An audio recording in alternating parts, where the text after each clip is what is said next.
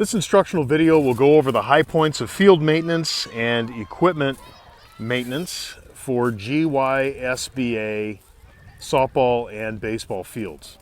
Currently we're standing at the Palisades Elementary ball field. And it's important to know, for coaches and parents, it's important to know that the GYSBA does not own any of the fields that we play on. We work in partnership with either the City of Gretna or the Gretna Public School District to utilize fields that they own.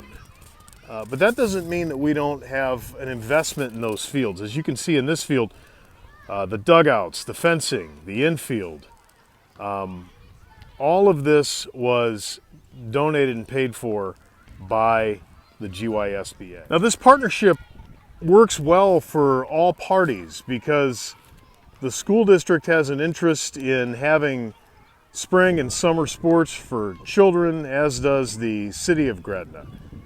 But it's important that as the parents and coaches of the GYSBA that we are doing our part to keep up on our end of the bargain, and that is through daily maintenance, daily field prep for these ball fields, especially the public school ball fields, after each game day and after each game. Okay, we're going to give you an example of proper base removal, maintenance, and cleanup. And the tools you're going to need are the clean out tool, the base plug, and the rake. And these should all be provided and ready for you at the field.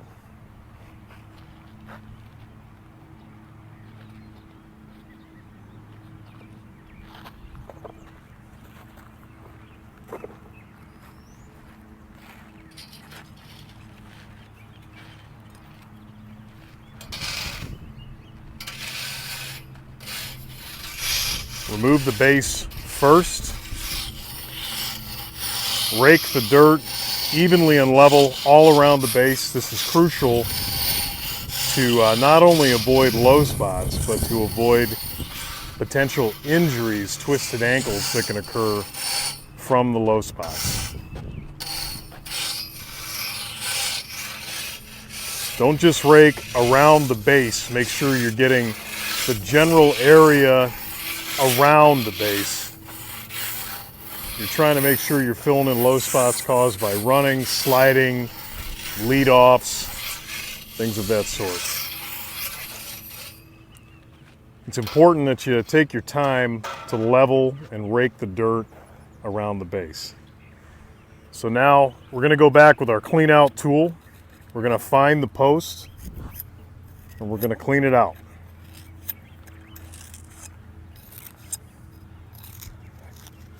The clean out tool is specifically designed to clean out the post hole. Insert the plug.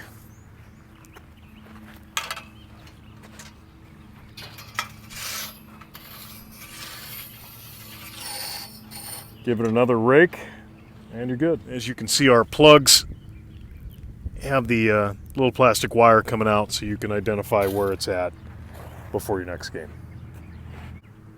This pitcher's mound is a good example of why we need to thoroughly rake not only around the bases but around home plate and the pitcher's mound. There is a long deep valley in front of the mound caused by pitchers and their foot movement. We need to rake those as well.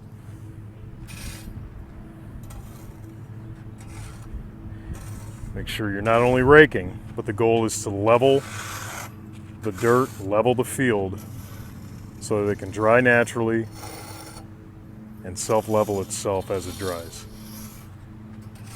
Low spots don't only form around the bases, they also form along the base lines, such as shortstop and where the second baseman stands. Please make sure you're assessing the entire field and filling in, raking, and leveling out low spots.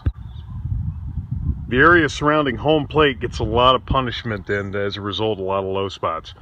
Please make sure you're being diligent to watch the area around home plate, rake it, fill in the low spots, and level it out. When you're putting all the tools away at any of the Gretna Public Schools field lockers, make sure you're putting everything back if you're not using it. The plugs, clean out tools, all your rakes, and most importantly, the bases, making sure that at the end of every game day we are putting the bases back into the box and locking it up. Now, just to make sure we're clear, the only fields that the bases have to be removed are at the public school fields. And specifically, if you're playing at an elementary school, Whitetail, Palisades, or Gretna Elementary, they want the bases removed, and the school district wants the bases placed in the plastic lockers.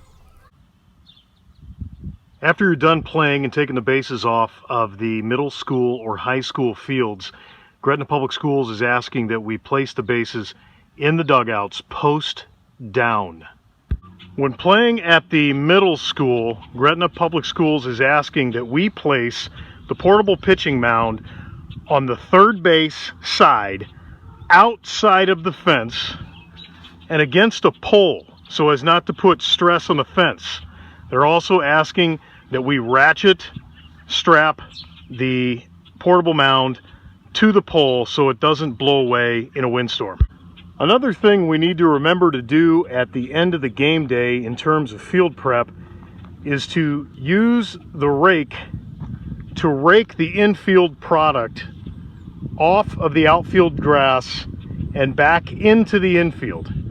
This will prevent bad hops, and this will prevent a ridge forming between the infield and the outfield.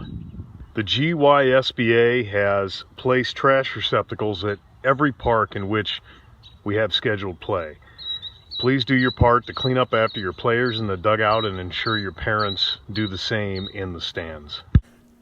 Proper field maintenance after each game, and most importantly at the end of the game day, isn't simply a matter of aesthetics or keeping the field looking nice. It's a matter of safety for your children when they play. And it's also a matter of being a good partner. Again, we are partnering with the Gretna Public School District in the city of Gretna to use their ball fields. It's a good, solid partnership, and we want to maintain those good, solid relationships for the future. Thank you for watching this video on field care and maintenance. Please remember that this field care must occur after each game and at the end of the game day.